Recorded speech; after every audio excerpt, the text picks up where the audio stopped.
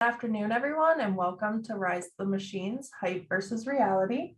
My name is obviously Kelsey. I'm the marketing coordinator for AtNet Plus. On the behalf of AtNet Plus and Huntress, we would just like to take a moment to thank everyone for attending today. So without further ado, I will pass it over to Ethan so we can dive further into the world of AI.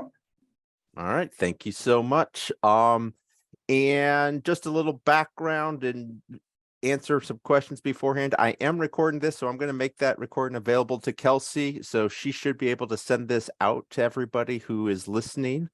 And you can totally put things into chat. Keith, who is riding along shotgun here, probably is going to be able to respond faster than that, because it's me watching chat is kind of like walking and chewing bubble gum at the same time, has issues. You can definitely put things in the Q&A if you've got questions and you want to make sure I see them, throw them there. I will try and answer questions during the event as I see them, or by the end, I will have some time to wrap it up. I anticipate this will be about a half-hour talk that I give. And depending on how quickly I go through content, your questions are always well appreciated. So a little background on, you probably know who AtNet Plus is as a managed service provider, but who's Huntress and why Ethan? So I am a sales engineer on our partner success team, and Huntress, we are a managed security platform for the 99%. Now, what does that mean? Well, we have a mission of protecting small businesses, and they make up 99% of the businesses out there in the United States. That's why we talk about protecting the 99%. And we really have this mission about raising the cybersecurity poverty line, where we make it affordable for small and medium businesses to have the tools that an enterprise company would purchase and deploy to protect their environments. And we partner with companies like AtNet Plus so that they can come up with tailored solutions to your business. And my background is, before I came to Huntress about a year ago, I was actually working on the MSP side, so I know a lot about what companies like AtNet Plus do. So Rise of the Machines, hype versus reality. What are we going to talk about today, you're wondering? Well, we're going to talk about why we're even talking about this. Like, all right, why is this a topic worth talking about? Then I'm going to delve a little bit into the AI threat landscape, and talk about, what does that look like as a real threat landscape? And then I'm going to talk a little bit about the evolution of the tools of the bad guys, and just tools in general, how this kind of whole thing plays out. And then finally, I want you to have some actionable things that you can do. So we're going to talk about what do you do? How do you protect your business? How do you protect your small business from cyber threats, etc. So those are all kind of what we're going to go through today. So let's get going about, why are we talking about this? Well, if you didn't hear, ChatGPT was storming the news by middle of January. And it is, so what is ChatGPT?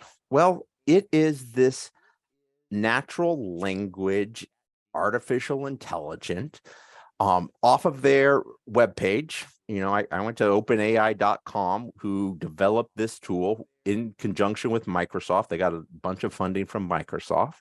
It debuted back in November, and they made this free tool that does this natural language processing tool. Now, what does that mean?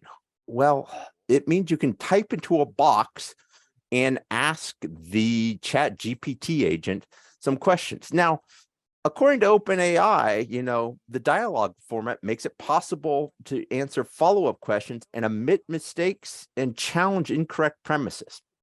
Well, if you've paid attention to the news lately, you might have heard that ChatGPT maybe makes mistakes and doubles down on those mistakes at times. So it is important to understand that this is technology that is self-learning to an extent, but it has limits. But there was massive growth in popularity. By end of January, there were over 1 million users of ChatGPT. So this has totally taken off. And this massive popularity and rapid growth actually has forced OpenAI to now throttle the use of the tool. And they had to launch a $20 a month paid tier, ChatGPT Plus, for individuals who wanted to use this tool without any restrictions. So that's the growth. Like, it is something that's very intriguing to use. It's so worrisome that Google, the expert in, search optimization, if you go look on the internet, inevitably I'm Googling something. They are so worried about what ChatGPT can bring to search that they brought back the original founders, because Microsoft has said they are going to incorporate this technology into the Bing search platform. It does truly have the ability to revolutionize how people search, type text, get responses. School districts are totally worried because this is already started to show up in students' essays. And like, they're trying to figure out, how do you deal with this as an issue? So let's go in and see how this works. So I'm going to drop down here from my other screen. I logged in the ChatGPT. I am hoping it's going to be okay. So like, let's just take a high school assignment I had, write a sonnet for me about the winter and snow. It snowed where I am in Syracuse, New York. And I am now going to get a sonnet popped out in, 15, 20 seconds of time. That honestly is probably way better than I could have done as a high school student when we were studying, Shakespearean English and poetry, and here on the left-hand side of my screen, it says winter beauty. As winter's chill descends upon the land and snowflakes softly blanket all below, a stillness falls as if by nature's hand, and all the world is hushed in a hush of snow. Where was this when I was in school, right? Exactly. Like that. This is, so it's cool technology, how it works. You write in something, it responds. So that's kind of what ChatGPT, it literally is that. Now they have an API, which is a programming interface to it, but that's basically what the technology is that we're dealing with. So like, how does this fall into the threat landscape of artificial intelligence, right? Like, so the threat is real. Even OpenAI itself, who owns ChatGPT, two of their policy researchers were part of a 6-author review report that stated, our bottom line judgment is that the language models will be useful for propagandists and will likely transform online influence operations. Now, what that means when you read between the lines is, yeah, people are going to take this tool that we have developed and use it for bad purposes. I can also tell you that Checkpoint Software Technologies, who's this Israeli-based cybersecurity company, does some really interesting research. They saw back in end of December, early January, on dark web forums that attackers were already musing on the forums of how to recreate malware strains or dark web marketplaces using the chatbot technology. So there's definitely some concerns about, all right, we have, the creators of it saying, yes, this could be used for malicious purposes. We have researchers already seeing forums where they're talking about it. And like, but is it the end of the world? There's some hype going on here. Let's be honest. Forbes had a headline, how dangerous is ChatGPT and natural language technology for cybersecurity? Kyle Hansloven, our CEO founder, actually did an interview with them talking about it. IE Spectrum, Cybercream meets ChatGPT lookout world. So this is why we're talking about it. One of the things you have to keep in mind about this is that it's artificial intelligence, machine learning, and how these solutions work. They optimize known rules. And so they have to get programmed in rules of an environment and formalized in a way the computer understands. So there have to be some goals, which are known in AI as objective functions, that have to be established. And it needs some sort of feedback loop to say, yes, it's doing well and improve its performance. ChatGPT is not optimized for cyber hacking or for doing all this malware. And so it potentially could be used, and we're going to talk more about this. But you also have to remember that these models, especially commercial models that are being released, are not models that are designed for evil or criminal infrastructure. They're designed for these other real world use cases. But the other thing to also pay attention to is that although these could become a tool like of getting malware and deploying, really new malware we haven't seen before, getting and using malware is actually a really small part of the threat actor cyber criminal world. So I have this slide. It's a little bit of an eye chart, but you need to realize more than, oh my goodness, ChatGPT and what it's going to do is that cyber criminals earn money in all sorts of ways. So this is going through and literally pointing out all the different ways that a cyber criminal can earn money. They can be a bot master, which is a cool sounding term, which means that they think of a sheep herder who herds a group of sheep. They grab infected computers and they nourish them and rent them out to an operator who needs them to send a spam attack or a denial of service attack. And they get paid for that. There are data brokers who grab data that's been dropped off of data breaches and sell that. Then there are people who only are an access broker. Their full job is just to get into a network and then resell access to somebody else. There's obviously the people you've heard about, the ransomware groups. Well, you can either be a ransomware operator where you just purchase ransomware as a service tools, or you could be the ransomware service provider. So there's all sorts of ways to earn money in here. I heard of one person who was somewhat of a bot master, had some bots that he was renting out or she was renting out. We don't know their sex. And that this person was earning $100,000 a year simply doing credential grabbing of streaming services. So this person used a bot, would just mass brute force, so send lots of requests for credentials and get, oh yes, okay, here's ET Creedy at email address and password XYZ for Netflix, and then resell that account to somebody else. Was earning $100,000 a year. So cyber criminals are trying to earn money. That's their purpose. ChatGPT totally could help them, but you just need to realize that is it's a tool for them. And so we're going to talk more about this ChatGPT AI tools and their uses. Now, excuse me, while I was getting ready for today's talk, I had this slide deck all together, and I went out and I was just doing a last minute research.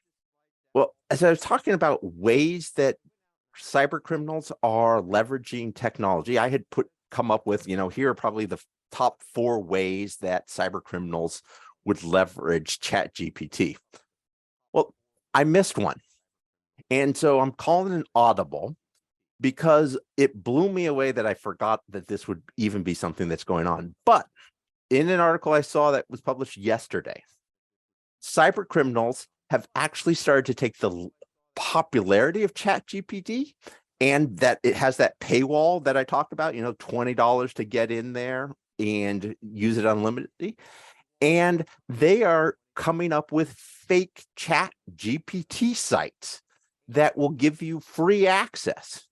So a security research team found a site, ChatGPT Go Online, that you would get to because you would do a search and go to the wrong site. And when you went to log in, it would distribute malware and it would steal the clipboard contents of your computer. So it's trying to harvest credentials. Also, at another domain, that they found that OpenAI ChatGPT was dropping an unknown malware family. They also have found that there are Android apps out in the Google Play Store saying they are ChatGPT Android apps to sign up, pay some money for, or that are going to steal information. All of these are fake.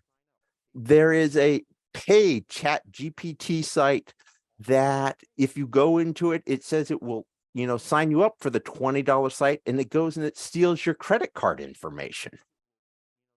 This security research team says that it has discovered over 50 malicious applications. This is something that came around in consciousness, I'm talking the end of November, really came into widestream awareness in January. So we're 2 months, and this one group found 50 different malicious applications in that time. So cyber criminals are going to steal things and get money any way they can. I didn't even think about the fact that they would just sell fake ways and try and get it. It was innovative is all I can say about that for that business there. But let's talk about what I think is probably the easiest potential use, which is phishing. Now, phishing, if you are unaware of, this is where you get that message, that email message sent to you that tries to get you to interact. Why is phishing such a great use of ChatGPT? Well, it lacks a lot of creativity and finesse. Like, you just need to get the right message in there. And so, like, it's not a hard tool to do. And one of the key things is that how do you get phishing things to work? Well, you need to do it in a language that people speak. So this is really going to help like non-English speakers craft a better phishing email. Checkpoint, that research firm I mentioned earlier, even said that they could get it to create a phishing payload where it would have a website behind it. So you're like, Ethan, what does that really mean that you can use this for phishing? So let me go back down to my ChatGPT window, bring that back in here. And I was like, okay, how about this as a prompt? What I said was, as a prompt, I said, write an email that's going to ask the recipient to confirm the bank account they sent payment to for a recent invoice because we didn't receive payment. Totally a typical phishing kind of attack. And now ChatGPT goes through and creates it. Now, I could make this email different depending on links I was trying to ingest into it. But, you get a pretty good email that if you've done security awareness training, it might not, one of the things they talk about is look for bad grammar. Well, I hope this email finds you well. I'm writing to follow up on the payment of the invoice that we sent you on blank date. According to our records, we've not received the payment for this invoice yet. I kindly request you to confirm the bank account details to which the payment was sent. Like, this is a way to try and lure somebody into a phishing thing. If I was really sophisticated, I probably could have put a link into here and gotten them to click on a link. If I was really shady, I would be one of those people who I would go to a cyber criminal who specializes in phishing attacks and has a ready set campaign I can buy off the internet. But this is the reason people are worried about ChatGPT, is because like you're going to start to get some really well worded phishing attacks come through that your traditional ways of thinking about things aren't going to work. So another one is that vishing. Now, what's vishing? Vishing is voice phishing. So it's taking, instead of an email, it's coming over voice. And we know that a technology called Valley, it's a language model. And in about 3 seconds, you can put in 3 seconds worth of conversation, and this can replicate with emotion, intonation, a person. So you could get where the CEO of a company gives a speech somewhere. You take my voice here as I'm talking, and it will go in, listen to it, and be able to play it back. Or furthermore, you could go deep fake. So June 2022, FBI warned that tech job interviews were being done for remote workforce on Zoom, where they were trying to get into tech jobs where they could steal personal information because they were using deep fakes. So there is technology out there, and it's going to keep coming. Just recently, February, a fake news outlet called Wolf News was seen online, where it was using British AI video that was doing propaganda.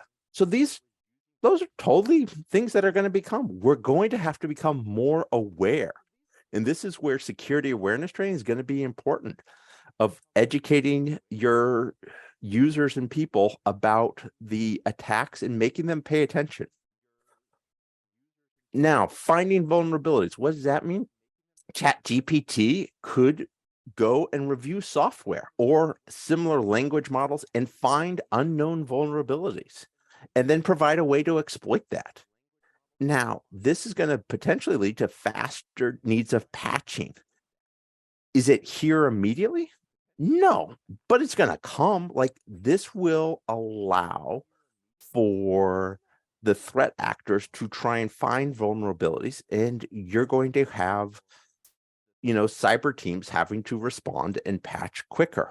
Obviously, something that's important to be aware of. It's, as I said, not here now, but totally within the realm of possibility. And then, are they going to be able to write malicious code with this and write really sophisticated malware?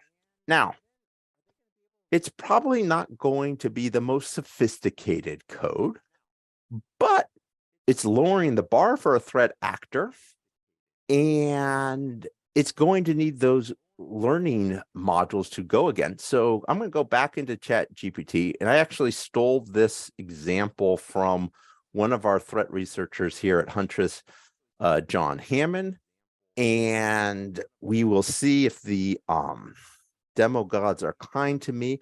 So what I said was, I want a code. We will see if it comes up with it here in a second. I said, please write a code. All right. So how do I get that? So I said, please write code in the Rust programming language that will recursively loop through files. Yes, and I am going to wait and see. Oh, ChatGPT seems to have frozen. Demo gods weren't nice for me. You broke it, Ethan. I did break it. But what I was trying to show is, like, you can ask for, like, what I've asked in this writing code is basically a way to do encryption and what a ransomware might do. We've made it at Net Plus demo, so we could know where we got our code from. And what's funny about the response, if it actually worked, is it comes through and it basically says, A, this is only for research purposes. Threat actors are going to follow that warning. And B, it basically gives a disclaimer that I'm not sure how good my code is. So, like, it's totally going to help, quote unquote, script kiddies get things through. And the cyber defenders are going to need to worry about this. That is for sure. But, it is not going to be, it's not here immediately. That's for sure. Because, like, tools evolve. And, it's like the old spy magazine, or the old Mad magazine, Spy versus Spy. Keith and I are of an age, we read this when we were kids, where things develop, right? A new tool comes out, ChatGPT comes out. Well, now suddenly the cyber heroes are out there and we're detecting and responding it. And then the threat actors are going to innovate, and then it repeats. And there are some problems that the threat actors are going to have to get for, like those AI models aren't designed for doing bad. They're going to need to be, they'd have to create their own to set up for like better attacks, but it's possible. But defense could also use ChatGPT to deobfuscate code, make it cleaner, and realize, oh, hey, it's going to help the defenders do better. So this is why you need people involved, because you can't just have AI running itself. And, people are going to understand, reevaluate the threat landscape. And, even when you ask ChatGPT about its impact, it says ultimately the impact of ChatGPT on cybersecurity will depend on how it's used. It's important to be aware of the potential risks and take appropriate steps to mitigate them. So that gets us really over into, now, what do we do? I mean, other than educate yourself by being here listening to me today. So I have some actions for you to take. Harvest the low-hanging fruit and basic IT and hygiene. Now, I crossed out the word cyber. Keith is aware of my little handouts, but basic IT hygiene. What does that mean? That was a banana, by the way, if you couldn't tell. That's going to be patching, doing multi-factor authentication, segment your networks, least privilege, removing admin access, having defense in depth. Those are some of those basic things that are going to make it harder for a threat actor to get into a network. The other thing you're going to want to do, asset inventory, probably the lowest hanging fruit. That's why it's a strawberry on my nice handout here. And this is know what you have in your environment. That lets you know what updates are required. When QuickBooks comes out and needs to be updated, you're like, oh yeah, we have QuickBooks on these 3 machines. We need to update them. Or you have an old machine out there that you're like, oh yeah, we're going to just need to plan on removing that. So that is what asset inventory, what you have at the versions of software you have, so that you can quickly pivot when an alert comes out that some sort of new security vulnerability has been found, because they are going to be found, whether by ChatGPT or some other tooling. And reduce your attack surface. This was an orange because those are hard fruits, harder to get into. And what's reducing your attack surface? That's going to be replacing old equipment. Budget for upgrades. Like when I was on the MSP side, we tried to advise, and I'm sure AtNet Plus does a similar thing, put into a scheduled refresh of equipment. Divide your equipment up, your workstation up into 4 groups, and every year replace 1/4 of it. It's the easiest way to have it in your budget, reduces your attack surface. You're getting new equipment that's going to be harder to get vulnerabilities in, that are going to be upgradable, all of those things. You want to eliminate ports that are open in the network. You want to do something like security awareness training I mentioned earlier, where you train your people to help you see threats, because at the end of the day, people and workstations are still where most of our vulnerabilities come in. Eliminate ports that are open in the network. Those in-house Exchange servers probably are one of the biggest weaknesses we see currently. People are moving to Office 365. Not everybody has, but that's something that you could then eliminate. And then partner with security experts. Now, maybe this is really obvious, but like people like AtNet Plus, they know what's coming on. They have staff who is out there understanding the current attack landscape, and they are partnering with people like Huntress to get more educated. So that's why you want to partner with a security expert who knows and has the time to look at these things. Also, they can help you with being prepared, because there are all sorts of security other than just the incident of getting in. There's business continuity plans. That's backups. Because yes, if a ransomware event happens and you go down, that's horrible. But what if the power just goes out because of a snowstorm that blows in for 3 days? Like, how are your business doing? They can help you with that business continuity plan. They can help you with right security policies that keep your employees protected and protect the business. They can help you with cyber insurance reviews, making sure you have the right amount of cyber insurance and that you know that you have the right coverage. Obviously, they can help you with backups and making sure you have monitored backups that are protecting your environment. And finally, they can help you do things like a tabletop exercise, because a tabletop is where you run through a scenario and say, what would happen if this incident occurred? Whether that's a ransomware, whether that is just a security breach where somebody maybe stole documents. Because one of the things that is so important to understand is that security events are not just an IT function. Everybody in the company probably has a role in that.